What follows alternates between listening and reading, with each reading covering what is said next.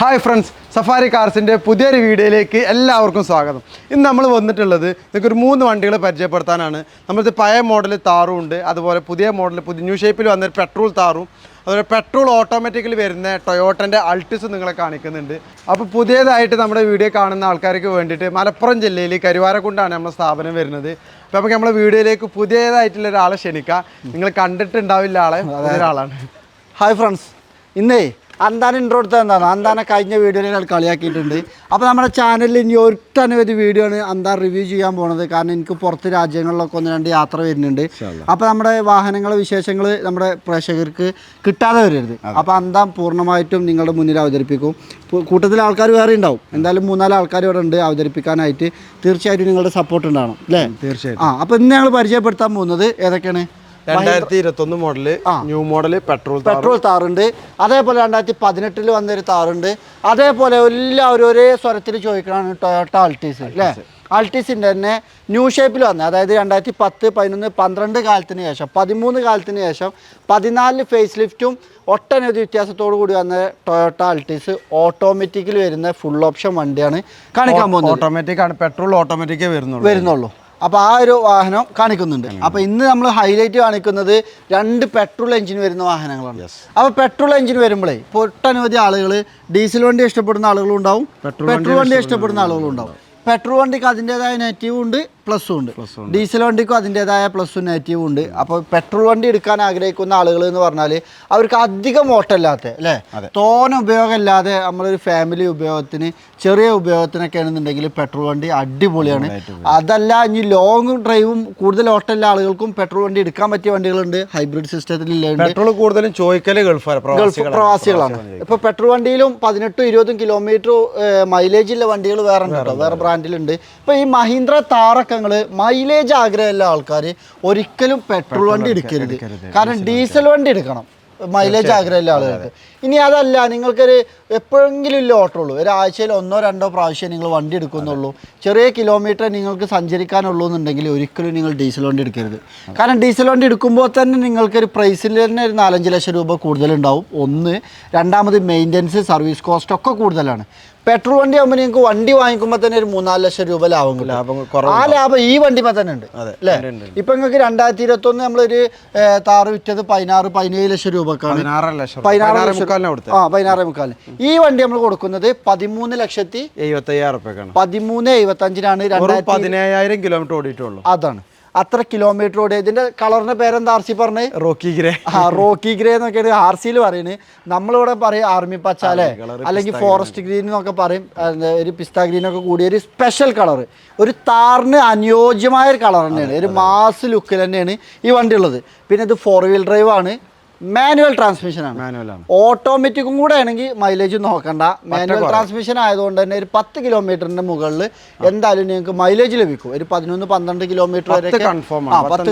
11-12 kilometre നമ്മൾ ഡ്രൈവിങ്ങിനനുസരിച്ച് mileage ലഭിക്കും. പിന്നെ ഈ ഒരു വണ്ടി എന്ന് പറഞ്ഞാലേ, ഒരു പുതിയ വണ്ടി ഷോറൂമിൽ എങ്ങനെയാണോ നിൽക്കുന്നത് അതേ ലുക്ക് തന്നെയാണ്, അതേ നീറ്റിൽ തന്നെയാണ് ഉള്ളത്. ടയറും കാര്യങ്ങളൊക്കെ പുതുപുത്ത ഇന്റീരിയർ എങ്ങനെയാണ് അതേപോലെ തന്നെ. ഒരു ലിമിറ്റഡ് എഡിഷനിൽ വരുന്ന സീറ്റിന്റെ പോലെയൊക്കെ ഉണ്ടോ ഇതിന്റെ സീറ്റ് കവർ കാര്യങ്ങളൊക്കെ ലുക്കൊക്കെ വന്നിട്ടുണ്ട്.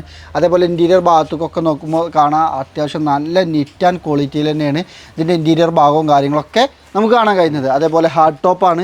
പിന്നെ താറിന്റെ ഫുൾ ഡീറ്റെയിൽഡ് വീഡിയോ ഒന്നും നമ്മൾ കാണിക്കുന്നില്ല, കാരണം കാണിച്ചിട്ടുണ്ട്. അപ്പോൾ ഇങ്ങനെ ഒരു വാഹനം ഇവിടെ ഉണ്ട്. 13,75,000 രൂപക്ക് 2021 മോഡലിൽ വന്ന 17,000 കിലോമീറ്റർ ഓടിയ 4-wheel ഡ്രൈവിൽ വരുന്ന പെട്രോൾ എഞ്ചിൻ വരുന്ന വാഹനം ആർക്കെങ്കിലും എടുക്കാൻ ആഗ്രഹിക്കുന്നുണ്ടെന്നുണ്ടെങ്കിൽ ഒന്നും വേണ്ട, നേരെ വരിക, എടുക്കുക, പോവുക, വേറെ ഒന്നും ആലോചിക്കാനില്ല. അത്രത്തോളം ഗ്യാരണ്ടിയിലാണ് ഈ വണ്ടി ഉള്ളത്. ഇനി ഇത്ര ബഡ്ജറ്റില്ല ഒരു താറ് വാങ്ങിക്കാൻ ആഗ്രഹമുള്ള ആൾക്ക് 8,75,000 റുപ്യക്ക് 4-wheel ഡ്രൈവിൽ വരുന്ന ഡീസൽ എഞ്ചിൻ വരുന്ന മാനുവൽ ട്രാൻസ്മിഷൻ വരുന്ന ഓൺലി 50,000. എത്ര കിലോമീറ്റർ ആയി? 45,000 കിലോമീറ്റർ ഓടിയ 2018 വന്ന മഹീന്ദ്ര താറ് ഡീസലാണ് വരിക. ഇതിന് ഏകദേശം ഒരു 14-15 കിലോമീറ്റർ മൈലേജ് ലഭിക്കും. ഈ വണ്ടിയിൽ 4 ടയർ നമ്മൾ ഏകദേശം പുത്തൻ ടയർ ഇട്ടിട്ട് നിങ്ങൾക്ക് തരാൻ പോകുന്നത്. അതേപോലെ ചെറിയ പെയിന്റ് ടച്ചപ്പ് കാര്യങ്ങളാണ്, അതൊക്കെ ചെയ്ത് അടിപൊളിയാക്കി തരും. ഇനി ഇത്ര മോഡിഫിക്കേഷൻസ് ഇഷ്ടമില്ലാത്ത ആളുകൾക്ക് ഇത് മാറ്റിയിട്ട് നിങ്ങൾക്ക് വേണ്ട രീതിയിൽ സ്റ്റോക്ക് കണ്ടീഷൻ ആക്കണം എന്നുണ്ടെങ്കിൽ അത്തരത്തിൽ മാറ്റാനും പറ്റിയൊരു മോഡലാണ് ഈ ഒരു വണ്ടി. കിലോമീറ്റർ കമ്മിയാണ്, പക്ഷേ RC ഓണർ 3-4 പ്രാവശ്യം മാറിയിട്ടുണ്ട്. ഇത് നമ്മൾ തന്നെ 2 പ്രാവശ്യം സെയിൽ ചെയ്തിട്ടുണ്ട്. അതാണ് നമ്മളെ മുന്നത്തെ വീഡിയോയിൽ ഈ വണ്ടികൾ കണ്ടിട്ടുണ്ടോ. അപ്പോൾ കഴിഞ്ഞ വീഡിയോയിൽ നമ്പർ ഹൈലൈറ്റാ. അതേപോലെ സിംഗിൾ നമ്പറാണ്.